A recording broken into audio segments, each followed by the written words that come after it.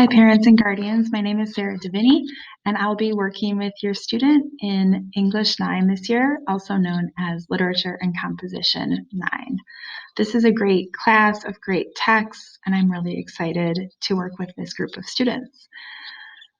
This is the syllabus open in front of you right now, and I thought I'd tell you a little bit about some of the texts that we'll read this year. So we're going to start with the book Night. Night is a memoir by Elie Wiesel. Elie Wiesel is a Holocaust survivor. This is his account of surviving his time at Auschwitz in Poland. And students often recount at the end of their high school experience at GHS that this was one of their favorite texts that they read in English class. It's very short but memorable. His writing style is honest and direct, but they often find him to be an outstanding narrator and the book to be compelling.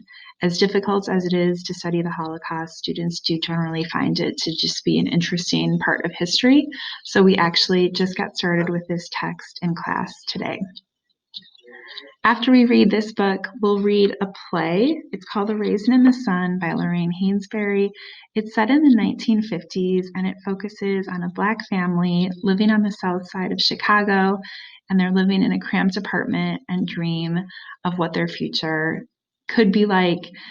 They decide to move to a suburb and buy a house there in Clybourne Park, fictional Chicago neighborhood, and it's about the difficulties they face en route to moving to this new house.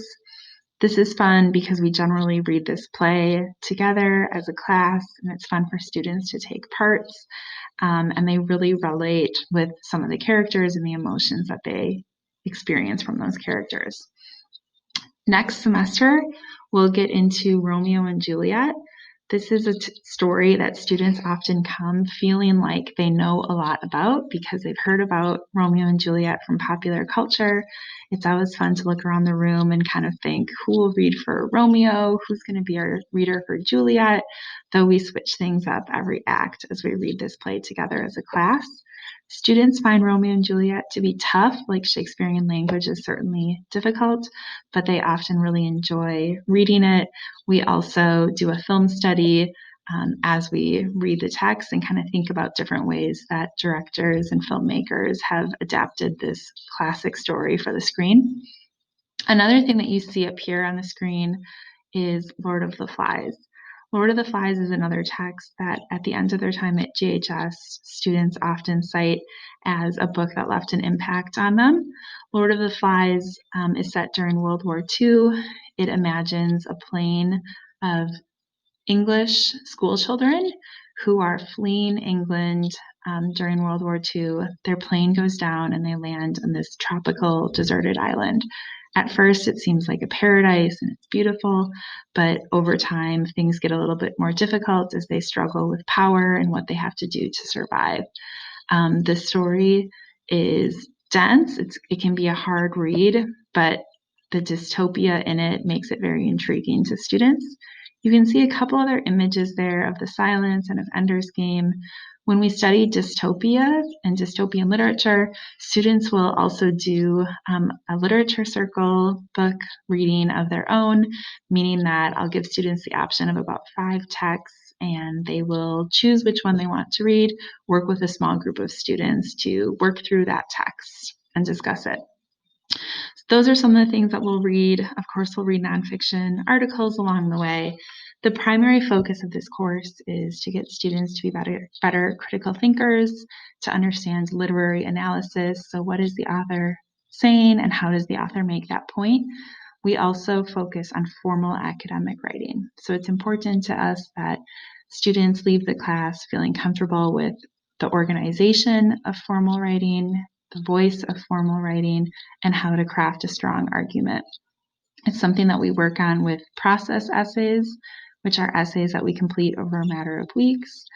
We also do timed writing, so we ask students to be able to come up with an argument on the spot and really elaborate on that argument, which is something that will be asked of them for the ACT and possibly someday in an AP course as well. We do class discussion, And already it's been fun to talk with this group of students about the things that we've been reading and about their experiences in life so far.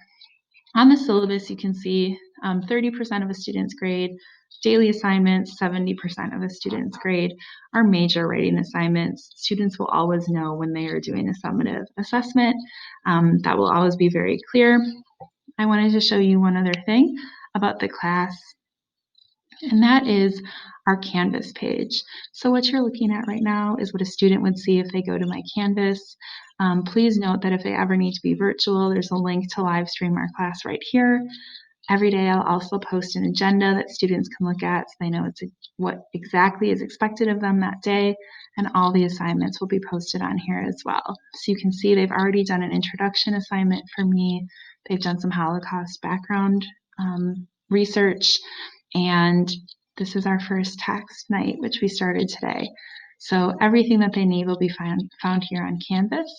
Often students will turn in their work on Canvas as well. I'll grade it on Canvas, but then you'll be able to see their grade throughout the semester on Skyward, which is our learning management system that will report the grades. Like I said at the beginning of the video, I'm looking forward to working with your student. Let me know if there's anything I can do to help. You can reach out to me by email, by phone, though email is often much easier. Let me know if there's anything I can do, and have a great rest of your evening.